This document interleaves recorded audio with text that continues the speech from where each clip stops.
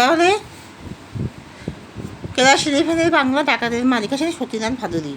ছেলের নামে কলঙ্ক এনেছে সে কে? ছেলের নামে কলঙ্ক এনেছে, কলঙ্ক শব্দটি ব্যবহারের কারণ কি? সতীনাথ ভাদুড়ী ডাকাতের মা নামাঙ্কিত ছোট গল্প থেকে নেওয়া উদ্ধৃত পংক্তিতে গল্পের প্রধান চরিত্র ডাকাত সর্দার সৌখী প্রত্যেক মায়ের নামে কলঙ্ক করার কথা বলা হয়েছে। কারাবাসের মেয়াদ পূর্ণ হওয়ার আগে এক রাত্রে সৌখী আচমকা বাড়ি ফিরে আসে। দীর্ঘদিন পর ছেলে বাড়ি ফিরে আসায় সৌখীর মায়ের মনে আনন্দ হয়েছিল। ছেলেকে বুকে জড়িয়ে তিনি সেই আনন্দে বহিঃপ্রকাশ করেন। তবে ছেলে শুয়ে পড়ার পর দুশ্চিন্তায় রাতে ঘুম উড়ে যায়। জেল ফেরত ছেলেকে সকালে কী খেতে দেবেন, এটাই ছিল তার দুশ্চিন্তা। এই জন্যে ভোর রাত্রে প্রতিবেশী বাড়ি থেকে লোটা চুরিও বিক্রি করে পয়সা জোগাড় করে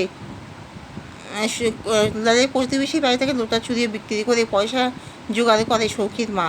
সকালে ছিচকে চুরির জন্য বাড়িতে পুলিশ আনা হয়। ডাকাতের বউ বলে যার গর্ব ছিল সে কিনা অবিবেচকের মতো কাজ করে বসলো, এটা ভেবেই সৌখীর মায়ের লজ্জায় মাথা খাটো হয়ে যায়। তখন তার মনে হয় ছেলের নামে কলঙ্ক এনেছে সে।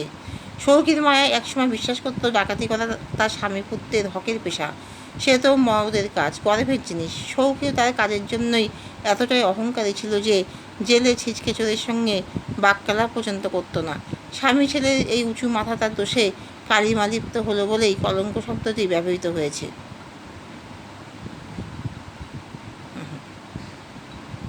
কিন্তু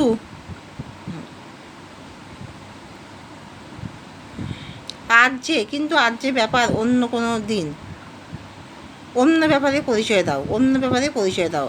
সতীনাথ ভাদুড়ীর লেখা ডাকাতি এবং গল্পে পুলিশ দারোগা নিয়ে সৌখীর মায়ের কোনো ভয় ছিল না, কারণ ডাকাতি জিনিসের সন্ধানে বা অন্য কারণে আসা পুলিশের মুখোমুখি তাকে বহুবার হতে হয়েছে। কিন্তু মাতাদিন পেশকা যখন দারোগা নিয়ে সকালে তার বাড়িতে হাজির হলো, তখন সৌখীর মায়ের বুক কেঁপে উঠল, কারণ ডাকাতের মা হয়ে অতি সামান্য লোটাচুরির দায় বাড়িতে পুলিশ এসেছে, এটা তাকে লজ্জিত করেছিল। সেজন্যই সেদিনের ব্যাপারটিকে অন্য ব্যাপার বলে চিহ্নিত করা হয়েছে। ডাকাতের বউ, ডাকাতের মা, এই পরিচয়ের জন্য সৌখীর মায়ের কোনো লজ্জা বা সংকট ছিল না। এই জন্য পাড়াতেও তার বেশ নাম ডাক ছিল।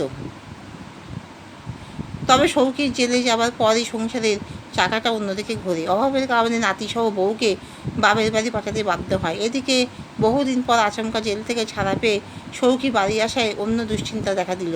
জেল ফেরত ছেলেকে কী খাওয়াবে এই ভাবনা থেকে সে আবার চুরির পথ বেছে নেয়। শেষ পর্যন্ত অবশ্য বাসনওয়ালাকে সঙ্গে করে পুলিশ চলে আসে বাড়িতে, তাই পুলিশ দেখে তার বুক কেঁপে ওঠে। এখানেই শেষ করছি।